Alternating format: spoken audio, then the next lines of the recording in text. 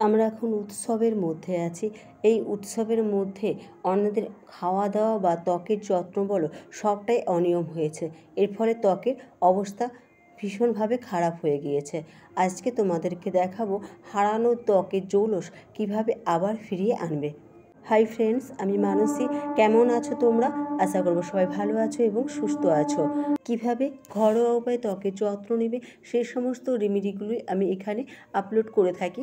তোমরা এই রেমেডিগুলো একবার ট্রাই করে দেখো, আশা রাখছি কাজ দেবে। চলো কথা না বাড়ি সরাসরি আমরা ভিডিওতে চলে যাই।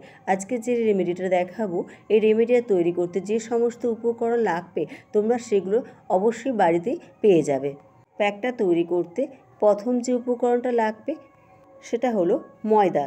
ময়দাতে রয়েছে ভিটামিন বি, যা ত্বকের দাগ ছোপ দূর করতে সাহায্য করে, ত্বককে সুন্দর করে তুলতে সাহায্য করে। যারা ব্রণর সমস্যায় ভুগছো তারা নিয়মিত ময়দা ইউজ করে দেখো, আশা রাখছি কাজ দেবে। এছাড়া ত্বক পরিষ্কার করতেও তোমরা ময়দা ইউজ করতে পারো।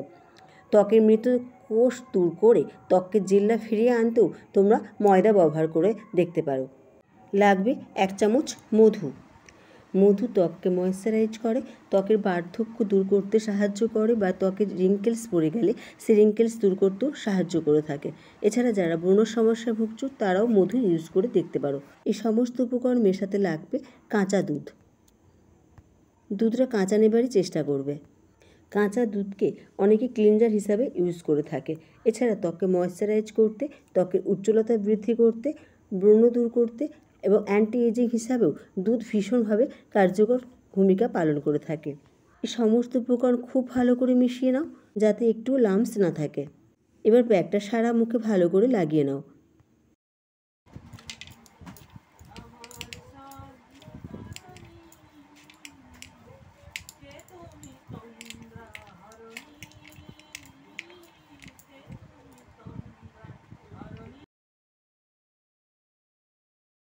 দশ মিনিট রাখার পর হালকা হাতে ঘষে ঘষে এই প্যাকটা তুলে দাও।